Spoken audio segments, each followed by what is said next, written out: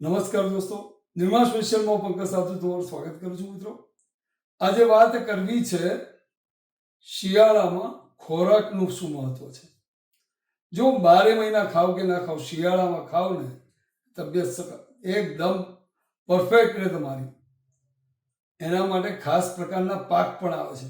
આવો કંદોઈ સાહેબને પૂછીએ કે કેવા કેવા પાક શિયાળામાં આવતા હોય છે.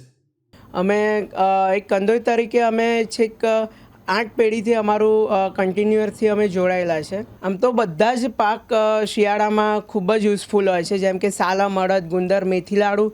એ બધા શું કે ગોળથી અને એમાં સૂંઠ, મરી, ગંઠોડા, બત્રીસું વસાણું, સાલમ પંજો, મુસળી, બધી ઇન્ગ્રીડિયન્ટ્સ જે ચાલતા આવતા છે વર્ષોથી, એ આપણે એમાં બધા યુઝ કરીએ છીએ. અને એના ફાયદા એ છે કે આપણી શરીરની આ જે 4 માસમાં જે તંદુરસ્તી જળવાઈ રહે છે એ ખૂબ જ ઉપયોગી છે. આ પાક જે વર્ષોથી આપણી લેગેસી ચાલતી આવી છે, આપણા બાપ દાદાઓથી લઈને આપણા સુધી, એ આપણે સાચવી રાખી છે. અને એ આયુર્વેદ જોડે પણ ખૂબ જ સંકળાયેલું છે. પહેલાંની પેઢી જે તીખું અને જે કડવાશ જે ખાઈ શકતી હતી એ આજની પેઢી પણ ખાય છે. પણ જે નવી પેઢી, જે જનરેશન માટે અમે નવી ડેવલપ કરેલી છે આઈટમ, જે વસાણા પાક, જે હલવાસન, જે વિશ્વવિખ્યાત મીઠાઈ છે, જે લોકો બધા જ ખાઈ શકે છે, એમાં જ અમે એડિશનલ કર્યું છે અમારા વસાણા. એટલે એ જે વસાણા એ હલવાસન ખાય એટલે વસાણા એની જોડે જ લોકો નવી આપણી જનરેશન ખાઈ લે છે. એટલે એવી રીતે આપણે ડેવલપ કરતા જ રહીએ છીએ આપણી આઇટમ્સ. વસાણાના ચાહકો તો લેવા આવતા જ હોય છે, અને નવી પેઢીને પણ સંકળાવવા માટે અમે જે પ્રયત્નો કર્યા છે એ પણ ખૂબ જ સક્સેસફુલ ગયા છે. અમે જેમ કે વસાણા પાક અમે નવો ડેવલપ કર્યો છે. અને સાલમ પાકમાં પણ અમે ડબલ પાવર, જે તંદુરસ્તી માટે ડબલ પાવર વધારે ઉપયોગી હોય છે, એવી રીતે અમે ડેવલપ કરતા જ રહીએ છીએ. અને ખૂબ જ સક્સેસ છે. જે જૂની પેઢી પણ ખાય છે અને નવી પેઢી પણ અમે સંગઠિત કરીએ છીએ. અત્યારે વસાણા એ આપણે આ 4 માસમાં આપણે બસ 20 દિવસ ફ્રેશનેસથી 20 દિવસ એ ટકે છે, અને એટલા દિવસમાં ખાઈ લેવું પડે છે. વસાણા જનરલી આપણે સવારે જ ખાવું જોઈએ, જે આપણા વડવાઓ કહી ગયા છે એ પ્રમાણે. કેમ કે સવારે ખાવાથી આપણને ડાયજેસ્ટ બરાબર થાય છે અને આખા દિવસ સ્ફૂર્તિ રહે છે. અને સાથે સાથે આપણે તકેદારીની વાત કરીએ તો જે વસાણા ખરીદ્યા પછી આપણે 20 દિવસની અંદર એને આપણે ખાઈ જવું પડે. કેમ કે એ ફ્રેશનેસ આપણે 20 દિવસ સુધી સારી રહે છે વસાણામાં. કંદોઈ રીતે હું કહેવા માગીશ કે આ 4 માસ આપણે જો વસાણા ખાઈએ તો 12 માસ આપણે ડૉક્ટરની કે વૈદ્યની જોડે જવાની આપણે જરૂર ના પડે, અને સ્વસ્થ અને તંદુરસ્ત રહીએ આપણે. શિયાળાના પાકનું મહત્ત્વ એ છે કે એમાં શરીરમાં ગરમાટો રહે છે, અને બીજું કે શરીરના દુખાવા ઓછા થાય છે તેનાથી. દર વર્ષે અમારે એક ધારી જ હોય છે, સાલમ પાક મેઇન, અડદ પાક, ગુંદર પાક અને વસાણા પાક, જેમાં અત્યારે અમે 2.0 સાલમ પાક, 2.0 કહેવાય, 2.0 સાલમ પાક કાઢેલો છે, જે ડબલ પાવર હોય છે.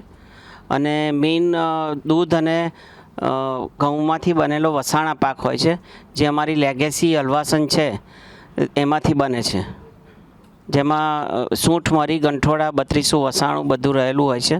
અને તે આજની યુવા પેઢીને બી ભાવે એવું જ અમે બનાવીએ છીએ, જે કડવું હોતું નથી.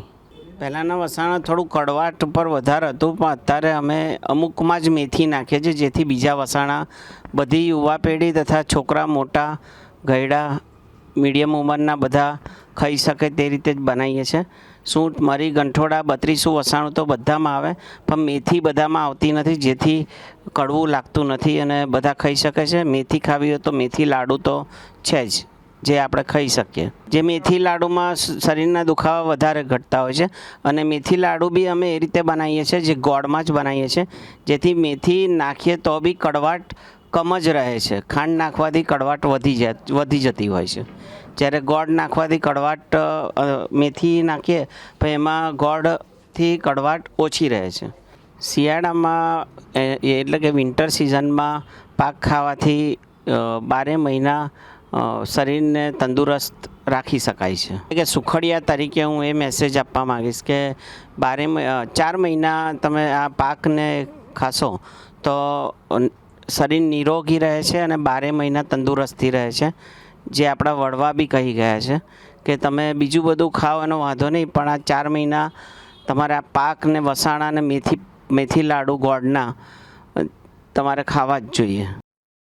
અને હવે સિનિયર સિટીઝનને પૂછીએ કે તમારી દ્રષ્ટિએ શિયાળામાં શું શું ખાવું જોઈએ? લીલા શાકભાજી, કતારગામની પાપડી મગાઈને ઊંધિયું, તમે કેવા પાક બનાવતા હતા? સિનિયર શું કહે છે? આ એમને મળીએ. સૌથી પહેલાં તો શિયાળામાં તમારા શરીરમાં વાતાવરણને કારણે ઠંડી વધે તો વધુ શક્તિ જોઈએ છે. એ શક્તિની પૂર્તિ માટે એમને ઇમ્યુનિટી મળે એવા ખોરાકો ખવડાવવામાં આવતા હતા. અને સ્વાભાવિક છે કે શિયાળામાં બાળકોનો ખોરાક પણ વધી જતા હતા. છતાં મા બાપ એને વધુ સારા પૌષ્ટિક કેલરીવાળા ખોરાક ખવડાવતા હતા. આપણામાં કહેવાય છે કે સતમ જીવમ સરદમ, જે 100 શિયાળા કાઢે તો તંદુરસ્ત કહેવાય. હવે સિનિયર સિટીઝનો માટે પણ શિયાળામાં વધુ પડતા માવા, બદામ, ઘી, હાઈ કેલેરીવાળા ખોરાક જે એમને અનુકૂળ હોય તેવા આપવામાં આવતા હતા, કે જેથી કરીને એમની હોજરીને પણ પ્રશ્નો ના આવે. કારણ કે સિનિયર સિટીઝનોને કામકાજ ઓછું હોય અને વધુ પડતું ખાય તો બીજા પ્રશ્નો ઊભા થાય. હવે રહી શાકભાજીની વાત, અત્યારે શિયાળામાં બધા જ શાકભાજી સારા વિપુલ પ્રમાણમાં મળે છે. લીલોતરી શાક પણ મળે છે, પણ કમનસીબે એમાં કેમિકલ વધારે હોય છે. આમ છતાં જે બજારમાં સારા શાકભાજી મળતા હોય, લીલોતરી હોય એવા શાકો અને બીટ, ગાજર છે, પછી બીટ આવે છે, કંદમૂળ, એ બધાના જો તમે જ્યુસનો રસ પીવડાવો તો છોકરાઓને વધુ સારી ઇમ્યુનિટી મળી રહે. અને ભાજી, અને જે તમે કહો છો કે અત્યારે શિયાળામાં સારામાં સારી ભાજી મળે છે, મેથી, તાંદળજો, પાલક, એ બધી જ ભાજીઓ આપણે વાપરી શકીએ. એટલે સવાલ નથી. પણ મોટો પ્રશ્ન શિયાળામાં લોકોની ઇમ્યુનિટી વધે તેવા ખોરાક મા બાપ છોકરાઓને અને વડીલોને આપતા હતા. અને પાકની વાત કરીએ તો કેવા કેવા પાક હજી તમને યાદ છે? હજી પાકોમાં એમ જોઈએ તો બદામ પાક, સાલમ પાક, ખજૂર પાક, જે આ બધા જે આપણા ઘરના બનતા હતા એ પાકો આવે. અને સૌથી વધુ અમારા વડીલો અમને અડદની દાળનો શીરો આપતા હતા. અડદની દાળનો શીરો એ બધા માટે મોટી તાકાત આપતો હોય છે. અને બીજા કયા પાક હજી તમને યાદ છે કે અર્લી મોર્નિંગમાં એ પણ વહેલી સવારે એ નાના કોટે જ ખવાય? એ નાના કોટે ખાવા માટે તમે એક તો ખજૂર પાક લઈ શકો, સિંગ પાક લઈ શકો, અને સૌથી વધારે સારામાં સારું કચેરીઓ. એ તલનું પણ આવે અને સિંગનું પણ બને છે. અને તલના ફાયદા મોટા છે કે તમારા શરીરમાં જે લુબ્રિકન્ટની જરૂર છે એ લુબ્રિકન્ટ તમારા મળી રહે, જેના કારણે તમારે ઢીંચણના હાડકાં અને મસલ્સને બહુ ઇઝીલી મસ્તી મળી રહે, એટલે સારું પડે છે. અમે જ્યારે નાનપણમાં સાવ સામાન્ય પરિસ્થિતિમાં હતા ત્યારે અમારા મા બાપ સૌથી પહેલાં તો ખજૂર ખવડાવે અમને. દૂધની અંદર ખજૂર આપે જેથી અમને વસાણા જેવું લાગે. એ પછી ગાજરનો હલવો પણ બનાવતા હતા.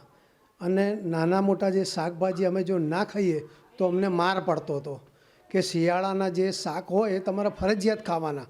અને એના કારણે શું છે કે તમને 12 માસ તંદુરસ્તી રહે.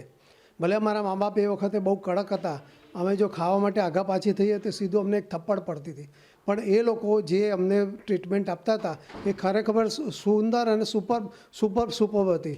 આજની તારીખે અમારી તંદુરસ્તીનું જે રાસ છે એ ફક્ત ને ફક્ત અમારા મા બાપ છે કે જે અમને શિયાળામાં સાચવતા હતા. વિશેષમાં તમે જુઓ આજની તારીખે સૌરાષ્ટ્રમાં કોઈ પણ પ્રસંગ હોય એમાં અડદિયા હોય.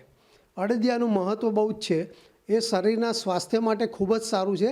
અને અડદિયાથી તમને સારામાં સારું તમને એક તો પેટ પણ ભરાય, અંદર ઘીની જે વિસ્કોસિટી આવે એ એના કારણે તમારા પેટનું અને શરીરના ભાગો ખૂબ જ સરળ રીતે કામ કરતા હોય છે.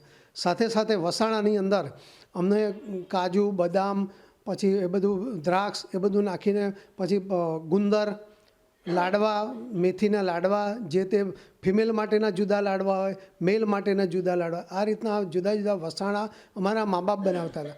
ગરીબી હતી પોતે ઘરે જ બનાવતા હતા, ખાંડણીમાં ખાંડે અને ત્યાર પછી આવી રીતના ખોરાક કરતા હતા. એને કારણે અમારું આખું વર્ષ જે શરીરનું સ્વાસ્થ્ય છે ખૂબ જ તંદુરસ્ત રહેતું હતું. અને આજની તારીખ સુધી અમને કોઈ પણ જાતના રોગ નથી થયેલા. બાળકોને બાળપણમાં ખજૂર પાક છે, અડદિયા પાક છે,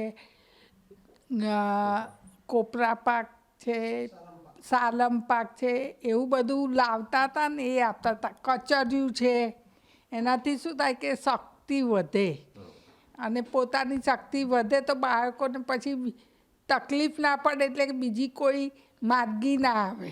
અને શાક કેવા ખવડાવવા જોઈએ? શાક તો લીલા ભાજી મળે, મેથીની ભાજી છે, પાલક છે, પછી પાપડી છે, વલોડ છે, દાણા છે, એ બધું તુવેર ને એ બધું ખવડાવવું જોઈએ. મૂળા, ગાજર, ટામેટાં બધું શિયાળામાં તો પુષ્કળ મળે છે, એટલે એ બધું એ જ ખવડાવવું જોઈએ. શિયાળામાં ઓલમોસ્ટ આપણે અડદિયા પાક છે, પછી સાલમ પાક છે, પછી કચરિયું છે, પછી કોપરા પાક છે, પછી આંબળાની કોઈ બી વસ્તુ, આંબળાનો બી ગોળ નાખી અને એનું આંબળાનો મુરબ્બો છે એ બધું ખવડાવવામાં આવતું હતું. એનો ફાયદો કેટલો બાળકોને થાય? એનાથી શરીરમાં ગરમાવો અને શક્તિનો સંચાર થાય છે. ગુંદરનું તો બહુ જ મહત્ત્વ છે કે ગુંદર ખાવાથી શરીરમાં એટલા બધા ફાયદા થાય છે, અને આમળા બી લોહીને શુદ્ધ કરે છે, પ્લસ તમારા તંદુરસ્તીની દ્રષ્ટિએ આખો વર્ષ એનો ફાયદો તમને, લોહી બહુ જ શુદ્ધ થાય છે એનાથી. શિયાળામાં મને યાદ છે, અમે નાના હતા ત્યારે મારા મધર શિયાળો આવે એટલે જાણે વસાવાનું આખા વરસનું આણું, મીન્સ કે વસાણું, કે શરીરને તમારે આખું વરસ તંદુરસ્ત રાખે. અને એ જે રિવાજ વર્ષોથી આપણા દાદાઓ બાપદાદાઓ ખવડાવતા હતા, એ જે તે વખતે નથી પરિસ્થિતિ તો ગુંદર પાકથી ચલાવી લેતા હતા. પણ જેમ જેમ પરિસ્થિતિ સારી થઈ તો દર વખતે પેલા બદામ કે એવું કાજુ એ બધું ખાવાથી એની આખા વર્ષમાં એનર્જી, એક વર્ષોનો અનુભવ દાદાઓનો હતો કે બાળકોને કેવા ખોરાક ખવડાવતા હતા? હા, એટલે બાળકોને બી શિયાળો એટલે કંઈ ગરમ વસ્તુ, એટલે ગોળ પાપડી, તલ સાંકળી, આ બધી વસ્તુઓ ખવડાવતા. જે તલ સાંકળી તો જાન્યુઆરી ઉત્તરાયણના દિવસે ખાઈએ એટલે એને તંદુરસ્તી આવી જ જાય એમ. પણ આમળાના મુરબ્બા ખાસ ખવડાવતા હતા કે ભાઈ આમળા પહેલાં નહોતા ભાવતા, પણ મુરબ્બો ગળ્યું થયું ને એટલે મજા આવતી હતી. એટલે આ રીતના જે વસાણુને આ ખોરાકો આપવાથી અત્યારે જે મારી હેલ્થ દેખાય છે એ વસાણાને કારણે છે. અને તંદુરસ્ત રાખવા શિયાળામાં કેવા કેવા ખોરાકની તો વાત આવી, પણ ઉંમરલાયક માટે કેવા ખોરાક બનતા અને કેવા પાકો બનતા હતા? ઉંમરલાયક માટે શું હતું, અમે સવારે શીરોનું શિરામણ કરાવતો, ગોળનો શીરો. એ પણ એટલે શું છે, ગોળ, ઘી અને લોટ આવે એટલે શરીરના જોઈન્ટ્સ, શરીર માટે, બાંધા માટે બહુ જ સરસ રહેતું હતું. અને એને કારણે દરેકની અત્યારના મેં જોયું છે કે આવું વસાણો તો કોઈ બનાવવામાં સમજતા જ નથી. કાં તો પછી તૈયાર લાઈને ખાઈ લેવાનું, બસ એટલું જ હતું. અને ખોરાકમાં અત્યારે શિયાળામાં મેક્સિમમ શાકભાજી આવે, એટલે લીલા શાકભાજી અને કઠોળ તો ખાઈએ જ 8 દિવસે. મગ જનરલ ટોપ પર છે. અને શિયાળામાં શાકભાજી બધા શાકભાજી આપણને ભાવે એવા હોય છે અને તાજા હોય છે, લીલાછમ. હા, અને અમારા ઘરમાં ભાજી તાંદળજાની, પાલકની અને એક ચીલની ભાજી પણ આવે છે, જે ઓછી ભાવે પણ બહુ મસ્ત લાગે, એ બહુ તંદુરસ્ત. એટલે તાંદળજો, પાલક, પછી ગુવારની ભાજી અને બધું. મેથીની ભાજી તો ખાસ, એના મેથીના ગોટા હોય કાં પછી મેથીના થેપલા હોય. આ બધી આઈટમો ખાવાથી આપણને શરીરને પણ બહુ તંદુરસ્ત રહે છે અને ફાયદાકારક હોય, અને એટલો શરીરને ફાયદો થાય છે. તો આ એક વસાણાની વાત પરથી મને યાદ આવે છે કે ભાઈ આ વસ્તુ હવે જ્યારથી જાણ થઈ ત્યારથી અમે બી ઘરે બનાવીએ છીએ અને શિયાળામાં બાળકોને ખવડાવીએ જ છીએ. અને હવે આયુર્વેદાચાર્યને પૂછીએ કે આ શિયાળુ પાકોમાં જે ઔષધો ખવાય છે, મેથી, બદામ, કાજુ, આ બધું દરેકની પ્રકૃતિને અનુકૂળ હોય છે કે નથી હોતું, અને આ બધું કેટલો ફાયદો કરે છે? વૈદ્યનાથ તરીકે એમનું શું કહેવું છે? સામાન્ય રીતે છે ને, જેમ અમે 4 વ્હીલર કે 2 વ્હીલરની આપણે સર્વિસ કરીએ છીએ, એ રીતે સર્વિસ કરવા માટે શિયાળા પાક ખાવા જોઈએ, દરેક પ્રકૃતિવાળા ખાવા જોઈએ. પણ તમે જે વાત કરી એમાં એ આ પાક તમે જે બોલે એ બધા જ પાક દરેક પ્રકૃતિવાળા સામાન્ય રીતે અનુકૂળ આવે જ છે. છતાં પણ પિત્ત પ્રકૃતિવાળાએ તલના લાડુ ઓછા ખાવા જોઈએ, અડદના પાક ઓછો ખાવો જોઈએ, એ આ તળદનો પાક અને તેલનો પાક પ્રકૃતિવાળા વધુ ખાવો જોઈએ, વાયુ પ્રકૃતિવાળા વધારે ખાવો જોઈએ. અને સૂકા મેવો સૂકો મેવો દરેકને ફાવે. નાની ઉંમરથી મારી બાળકથી મારી વૃદ્ધ સુધી ખાઈ શકે છે. એનાથી થતો ફાયદો એનાથી આપણા શરીરને દરેક સાંધાઓમાં એને પોષણ મળે છે અને એના કારણે આપણી જે શરીરની ગાડી રસ્તામાં કોઈ રહેતી નથી અને બધાને ફાયદો થાય છે. અને ખજૂરથી કેટલો ફાયદો થાય? ખજૂર એક સારી વસ્તુ છે કે જે દિવ્ય પાક છે આપણો, કુદરતે આપેલો બહુ સુંદર પાક છે. એ પાક દરેકે ખાવો જોઈએ. એનાથી ઘણો આખા શરીરને ફાયદો થાય છે. કફ હોય તો કફ નીકળી જાય છે. પિત્તવાળાને આપ જે પાચન ન થતું હોય તો આપણે પાચન થાય છે સારું, અને વાયુવાળાને સાંધામાં દુખાવો ઓછો થાય છે. અને દરેક શિયાળુ પાક કોઈ પણ પ્રકૃતિના ખાઈ શકે તે કયા શિયાળુ પાક કહી શકાય? એમાં સામાન્ય રીતે દરેકને જો ખાવું હોય તો ચ્યવનપ્રાશ સારામાં સારી વસ્તુ છે, જે આયુર્વેદની એક અનમોલ દેન છે, જે લીલા આમળામાંથી સરસ બનાવવામાં આવે છે. અને એ જે આમળાનું જે ચ્યવનપ્રાશ બને છે એ દરેક પ્રકૃતિવાળાને બાળકથી માંડીને વૃદ્ધા માણસ સુધી અને સગર્ભા બાળક બહેનો પણ ખાઈ શકે છે. આ 4 મહિના, શિયાળાના 4 મહિનામાં આ જે વસાણું ખાઈએ આપણે, તો એ 12 મહિના સુધી આપણને આપણા સાંધાઓને બહુ જ મજબૂત રીતે સામર્થ્ય હલનચલન કરવામાં કોઈ તકલીફ રહેતી નથી. અને આપણા શરીરમાં ફોર્સ ઓફ ઇમ્યુનિટી, એટલે જે શરીરમાં રોગ પ્રતિકારક શક્તિ વધારે છે. એ માટે આપણે જેમ મેં અગાઉ વાત કરી તેમ કે જે 4 વ્હીલર કે 2 વ્હીલર આપણે જે સર્વિસ કરાવી છે એના કારણે આપણે રસ્તામાં રહેતા નથી અને એ 4 વ્હીલર કે 2 વ્હીલરનું આયુષ્ય વધે છે.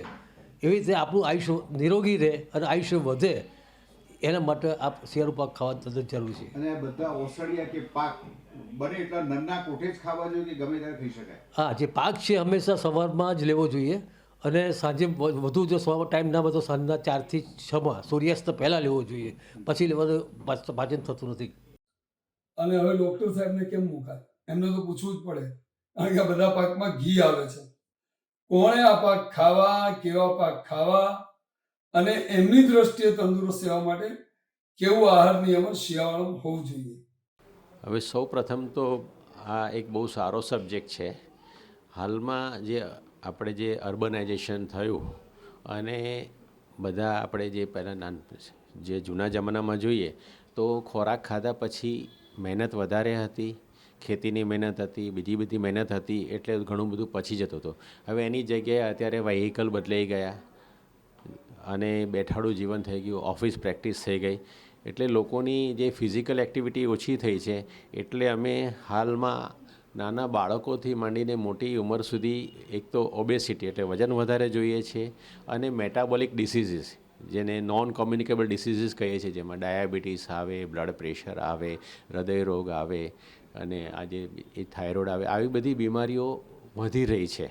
અને અમારું જોવાનું એવું થયું છે કે 35 પછી આ બીમારી મોટા ભાગે આવતી, પણ તો ઘણા બધાને હૃદય રોગ વહેલી ઉંમરે બી આવે છે. હમણાં જ આપણે સુરતમાં જે છોકરી લેક્ચર આપતા ઢળી પડી અને એના બી હાર્ટનું પ્રોબ્લેમ ડિટેક્ટ થયું. એટલે હવે નાનપણથી આ બધું જે થવા માંડ્યું છે, તો એના 2 કારણ છે કે બેઠાડું જીવનશૈલી અને ઇરેગ્યુલર હેબિટ અને ઓછી ઊંઘ અને સ્ટ્રેસ, આ બધું છે. હવે જમવાની વાત કરીએ તો જે શિયાળુ પાક જે છે એમાં ઘી આવે છે, પ્રોટીન આવે છે અને અમુક ઓસડિયા આવે છે. હવે આ ખાઈ શકે, પણ એ ખાતા પહેલાં તમારે તમારા ડૉક્ટરને મળીને થોડા ટેસ્ટ કરાવવા જોઈએ. પહેલી વસ્તુ તો જો તમે યંગ હો, તમારે જમવું હોય તો તમારા ફેમિલીમાં બીપી, ડાયાબિટીસ એવું કંઈ બીમારી હોય તો ડૉક્ટરને મળીને તમારું બધું ચેકઅપ કરીને પછી ખાવું જોઈએ. અને એ જમો તો તમારે સામે એટલી ફિઝિકલ ફિટનેસ કે એટલી એક્સરસાઇઝ કરવી જોઈએ.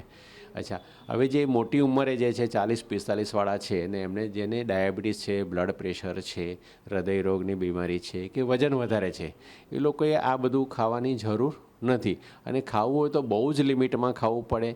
અને પહેલાં તો તમારે ડૉક્ટરને મળીને તમારે ટેસ્ટ કરવો પડે, તમારે કોલેસ્ટ્રોલ વધારે છે કે નહીં, બીજું વધારે છે ને, એ જોયા પછી જ આપણે આ બધું ખાવું જોઈએ. બેસ્ટ પ્રેક્ટિસ તો અત્યારે એવું છે, ખાસ કરીને આપણે જે ઇન્ડિયાની વાત કરીએ તો આપણા ખોરાકમાં મેઇનલી 3 પોર્શન હોય. કાર્બોહાઈડ્રેટ હોય, પ્રોટીન હોય, ફેટ હોય, લીલા શાકભાજી હોય અને ફળો હોય.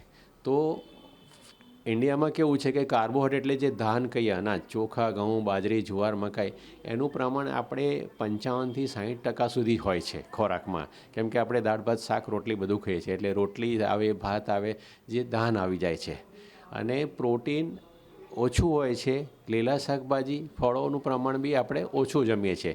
આઈડિયલી શું હોવું જોઈએ કે આજે કાર્બોહાઈડ્રેટવાળો પોર્શન છે એ આપણે ઘટાડવો જોઈએ 35-40% સુધી, અને એની જગ્યાએ થોડું પ્રોટીન, અત્યારે આપણે ઇન્ડિયનમાં 15% જેવું જ હોય છે, જે 25% સુધી લઈ જવું જોઈએ. અને લીલા શાકભાજી જમતા પહેલાં સલાડ છે કે એવું કંઈ જમવું જોઈએ. લીલા શાકભાજી વધારે લેવા જોઈએ, દાળ કઠોળ વધારે લેવા જોઈએ, અને જરૂર પડે દિવસમાં 1 કે 2 સર્વિંગ ફ્રૂટ ના લેવા જોઈએ. 1 સર્વિંગ એટલે 75 ગ્રામ જેવું થાય, એ 2 ફ્રૂટ લેવા જોઈએ. આ બધું આપણે યોગ્ય ફોલો નથી કરતા, અને કાર્બોહાઈડ્રેટ જે વધારે આવે છે જેના હિસાબે આપણા શરીરમાં ચરબી વધે છે, વજન વધે છે. કેમ કે અત્યારે સિટીમાં જો તો કોઈને એક્સરસાઇઝને રહી નથી. હવે બીજો એક મોટો પ્રશ્ન એ છે કે જોશો તો આપણે સિટીમાં છો તો મોટાભાગનાને ફાંદ આવે છે. ભલે વજન પોતાનું નોર્મલ હશે પણ ફાંદ આવે છે, અને પેટની ઓબેસિટી વધી જાય છે. અમે એને સેન્ટ્રલ ઓબેસિટી કહીએ. એ સેન્ટ્રલ ઓબેસિટી એક મોટું ફેક્ટર છે જે આ જે નોન કોમ્યુનિકેબલ ડિસીઝ જે કહેવાય, બીપી, ડાયાબિટીસ, હૃદયરોગને આમંત્રે છે. એટલે એ વજન ત્યાં બી ના વધે એ બી આપણે જોવું પડે. માટે જે શિયાળુ પાક છે એનું તમે તમારું જાતે નિરીક્ષણ કરો, જરૂર પડે તો ટેસ્ટ કરાવો, અને ડૉક્ટરને મળી અને પછી ડિસાઇડ કરો કે મારે ખાવું કે ના ખાવું, ખાવું તો કેટલું ખાવું. અને શિયાળો છે તો ખાસ બીજી એક વાત કરું કે તમે ડાયટ પર તો ધ્યાન આપો, સારો ખોરાક લેવાની ટ્રાય કરો, પણ જોડે ફિટનેસ માટે એક્ટિવિટી બહુ જરૂરી છે. ફિઝિકલ ફિટનેસ જરૂર છે. એના માટે આઈધર તમે વોકિંગ કરો, સાયકલિંગ કે સ્વિમિંગ કરો, અને બીજી ફ્લેક્સિબિલિટી જે કહેવાય છે યોગાસનમાં, જે પતંજલિની 14 યોગ ક્રિયાઓ છે, અલગ અલગ હાથની જોઈન્ટની મૂવમેન્ટ જેનાથી જોઈન્ટ ફ્લેક્સિબલ થાય એ કરવી જોઈએ. અને અમુક વેઇટની જેનાથી તમારા મસલ્સ ફિટ રહે એની એક્સરસાઇઝ કરવી જોઈએ. ખાસ કરીને 35 વર્ષ પછી ધીરે ધીરે તમારા મસલ્સ માસ ઘટતો જાય નોર્મલી, અને મસલ ધીરે ધીરે ઓછા થતા જાય એટલે તમારી કેપેસિટી બી ઓછી થતી જાય. તો ધીરે ધીરે થોડું આપણે બોડી બનાવવાની જરૂર નથી, પણ થોડું વેઇટની ટ્રેનિંગ ધીરે ધીરે વધારો. આ 3 વસ્તુ એટલે ડાયટ, પ્રોપર ડાયટ, થોડું વોકિંગ, થોડું યોગાસન, અને થોડું વેઇટની ટ્રેનિંગ, આવું જો કરીએ તો આપણું જીવન ચોક્કસ સારું રહે. તો દિનવા સ્પેશિયલમાં આ હતી વાત શિયાળામાં આહારના મહત્વની. ફરી મળીશું આવતા સપ્તાહે. ત્યાં સુધી મને પકડ સાથે રજા આપશો. આવજો.